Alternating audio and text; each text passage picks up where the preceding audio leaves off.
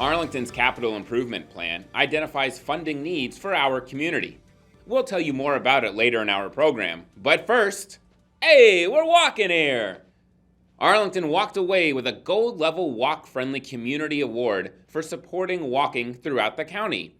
Then CNN ranked the DC area, including Arlington, #1 of the most fit cities in the country. And if that weren't enough, the Trust for Public Land recognized Arlington for having one of the nation's best park systems. So find a park near you on our website and enjoy a walk. In other walking news, the 4 Mile Run Valley Working Group is developing recommendations for the area plan and park master plan that will affect the region.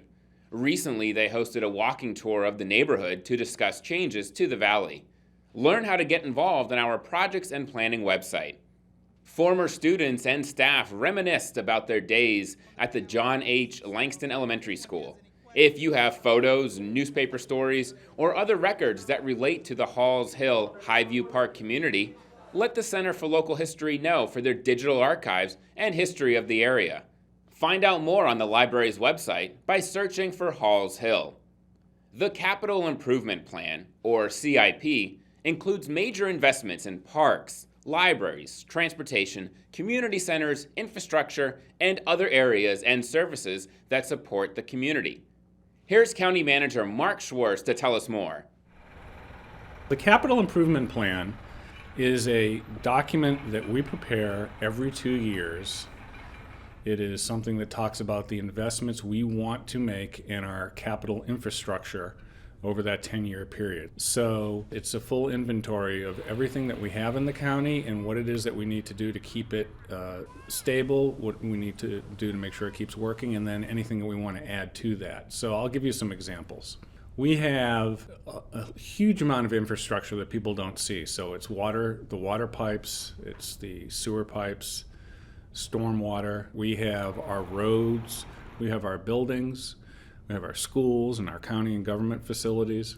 Those are all the stock that make up our capital inventory, so we take stock of that every 2 years with the community. With any plan, the longer your planning horizon is, the less certain you are as you get further out.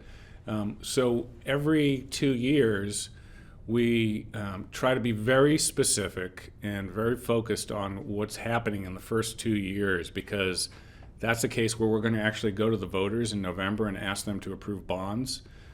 That will be money that we will actually spend and rely on those numbers to go ahead and build specific projects. But as far as new things we're doing, we have an investment planned for the Lubber Run Community Center. We've had a conversation for several years, and now we're ready to move ahead with a new community center there. We're continuing as part of this CIP. We don't ask for any more money, not a single penny more, for completion of the Longbridge Park project, which includes not just the aquatics and exercise fitness facility, but a 10.5 acre park there. We also have some considerable investments in transportation, expansion of our bus fleet, and facilities that we need in order to maintain our buses. And then also there's conversations that we're having right now with the community about where might be the best place to locate the fire station that right now is up at Lee Highway in Culpeper. And so we have some planning money set aside for that, with more money a couple of years down the line for rebuilding our fire stations. We're talking about replacing the fire station in Roslyn. That'll be a developer-financed project. So there's a lot of things going on, and again, and I don't want to leave aside, because it is actually in some ways the most visible thing. We have a very strong commitment on our part to work with the schools, so we'll adopt whatever they send to us, and then we also have some investments we've set aside on our side, and that's something that the county and schools are going to share the cost of. So that's a new way of our doing things, joining with the schools on a joint partnership for that. We'd like to thank the county manager for stopping by to explain the process so clearly. And if you want to learn even more about the plan, go to our website and search CIP. You can attend the work sessions or watch them here on ATV or streaming on tv.arlingtonva.us. Metro's Safe Track Maintenance Plan is impacting Arlington commuters, businesses, and residents. We are closely coordinating with WMATA and on ways to cope with the closures and surge projects. Stay tuned for updates on Around Arlington and on our website. Keyword SafeTrack. If you work in Arlington, please take a short survey to share your ideas on how we can help our businesses prosper. To thank you for your time, enjoy some coffee on us. We'll send you a $5 Starbucks gift card. The link to the survey is on the Arlington Economic Development website. Just look for the Starbucks icon.